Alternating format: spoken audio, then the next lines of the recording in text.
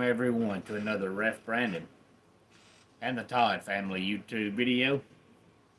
Wherever you are, whatever you may be doing, thank you so much for making Ref Brandon and the Todd Family part of your day. We always greatly appreciate it. If you jump on here live, here on this Wednesday evening, feel free to leave a comment in the comment section down below. Make sure to give the video a like, a thumbs up. If you have not yet subscribed, please do so and share the video on all social media platforms.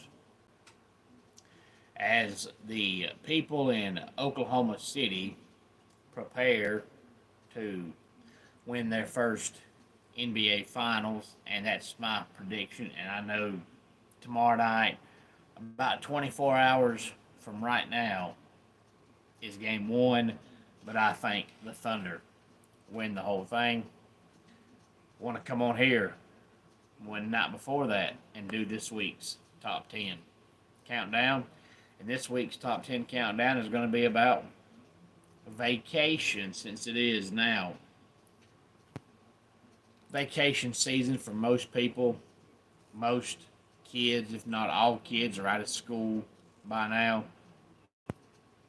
I know I heard back on Monday that somebody's son was graduating this week and they had their prom this week. And now, back when I was in school, we didn't get out of school until about this time, if not the second week in June. But, here recently, I thought all kids were out by the month of May, but apparently there's still one school that's still in progress. I'm not counting the year-round schools because I don't know how many of those there actually are. I'm talking about the schools that go from August through May. But for most people, it's vacation season, so I want to talk about vacations. This is the 2025 list of the best United States vacation destinations. Now, of course, this is only in the summertime because there's some places that you would go to in the summertime, but depending on how the weather is in that city or state, you may not go there, in the wintertime. But we have number 10, Big Sur, California. Number 9, Chicago, Illinois. Number 8, Sedona, Arizona.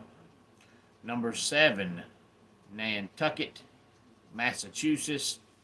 Number 6, Santa Fe, New Mexico. Again, 10 through 6 is Big Sur, California, Chicago, Illinois, Sedona, Arizona, Nantucket, Massachusetts, and Santa Fe, New Mexico. Now, before I talk about the top 5, let me say that none of these places on this list would I go to unless I could go to bed, close my eyes, snap my fingers, and wake up and be there. Because the older I get, the less I like being cramped in my car all day long. Hey there, Tate. Glad to have you here on this Wednesday evening. Feel free to give the video a like and a thumbs up and subscribe if you have not yet subscribed. But the older I get, the more I can't stand being in my car for long periods of time. And I do good now to be in my car for 4.5, 5 hours. When I get beyond the 5-hour threshold, I'm just ready to get somewhere. So any place I've got to go where I've got to drive all day and all night, or stop somewhere and get a motel and finish the next day, I'm not going. I'm not spending half my vacation time driving, because driving wears you out. So if you drive somewhere, even if you go in one day, 12, 13 hours, well, the very next day, you're going to be so tired, all you want to do is sleep and rest. So who wants to go on vacation and be too tired to enjoy it? Or who wants to go on vacation and you have to spend the first day driving and get a motel and get up the next day and finish. And by the time you get there, you're on day 2 of a 5 or 6 day vacation. To me, that makes no sense. And my wife is terrified of planes, so there's no danger in going anywhere on a plane. So there's nowhere on this list that I would go. So I can't give you this list, from personal experience because I wouldn't go to any of these places. But I wouldn't go to Big Sur, California because I have no desire to go to California. It's way too far out. And I wouldn't go to Chicago because Chicago, although I've heard that it's very, very nice and very, very pretty, their crime rate is ridiculous. And when you've got to go somewhere and look over your shoulder the whole time to make sure there's no crime going on, that just doesn't sound like something I would enjoy. And I can't go to Massachusetts because they drink hot tea, and I love sweet tea, but I don't want any hot tea. Number 5, Las Vegas, Nevada. Number 4, Los Angeles. Number 3, the Grand Canyon National Park in Arizona. Number 2, New Hope, Pennsylvania. And number 1 is somewhere, of course, where it's nice and warm for all the crazy folks that like hot weather. Key Largo, Florida. Now, I say that we're in the first week of June, but these last couple days, it hasn't been hot. I can handle this. But when it gets above 90, count me out. And when you start looking at 98, 99, not for me. But some of these folks are crazy, and they say there's no such thing as too hot or too hot temperature-wise. I say you're crazy. If I walk outside and I sweat going to my mailbox, I'm going back in my house. Not for me. Nope. Can't do it.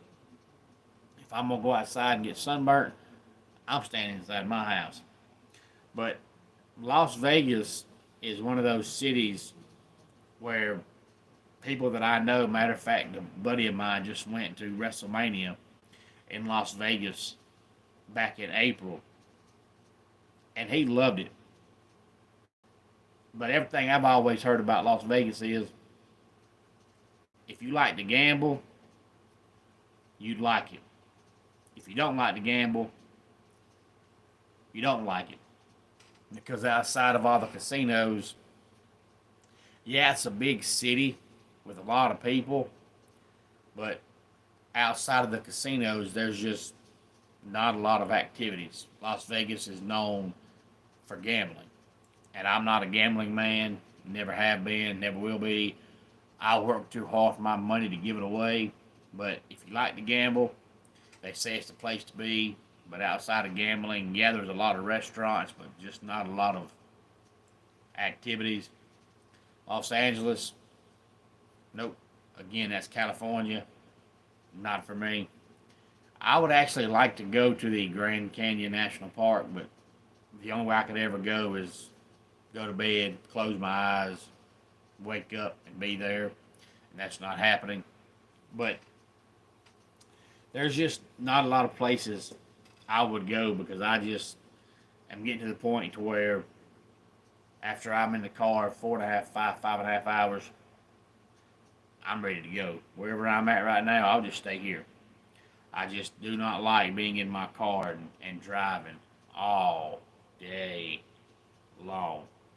And as I said, my wife's terrified of airplanes, so no danger in us ever flying anywhere. That won't happen. Any thoughts on any of this, please feel free to let me know. Let's go ahead and get our dad joke of the day in here.